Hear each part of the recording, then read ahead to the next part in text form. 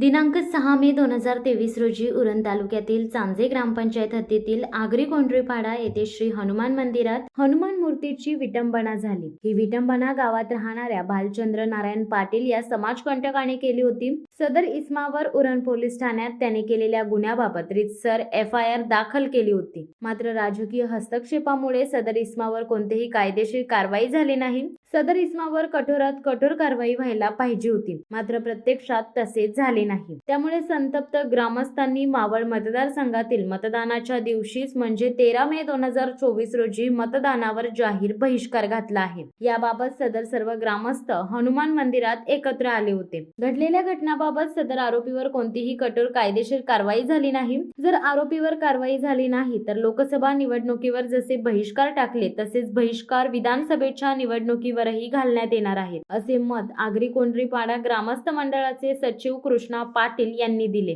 तर उपाध्यक्ष धनेश म्हात्रे यांनीही याबाबत आक्रमक भूमिका घेत जोपर्यंत ग्रामस्थांना न्याय मिळत नाही, ग्रामस्थांच्या मागण्या पूर्ण होत नाहीत, तोपर्यंत हा लढा असा सुरू राहणार असल्याचे सांगितले। उपस्थित महिला ग्रामस्थ पल्लवी ठाकूर यांनीही आपले मनोगत व्यक्त करताना सांगितले की आमचे ग्रामस्थांचे 1700 मतदान आहे। आम्हाला न्याय न मिळाल्याने तसेच कोणत्याही राजकीय पक्षाच्या पदाधिकाऱ्यांनी लक्ष दिले नसल्याने आम्ही मतदान करणार नाही। हे असेच चालू राहिले तर 1700 मतदार पुढील विधानसभेच्या निवडणुकीत मतदान करणार नाहीत, अशी माहिती पल्लवी ठाकूर यांनी दिली। सदर बहिष्कार बाबत गावातील सर्व ग्रामस्थ आगरी कोंढरीपाडा येथील श्री हनुमान मंदिरात एकत्र आले होते। यावेळी सर्वांनी एकमुखी निर्णय घेत मतदानावर बहिष्कार घातला आहे।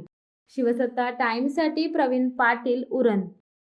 दे धडक बेधडक वृत्त देणाऱ्या आपल्या शिवसत्ता टाइम्स न्यूज चॅनलला लाल बटन दाबून सबस्क्राईब करा आणि बेल आयकॉनला क्लिक करायला विसरू नका।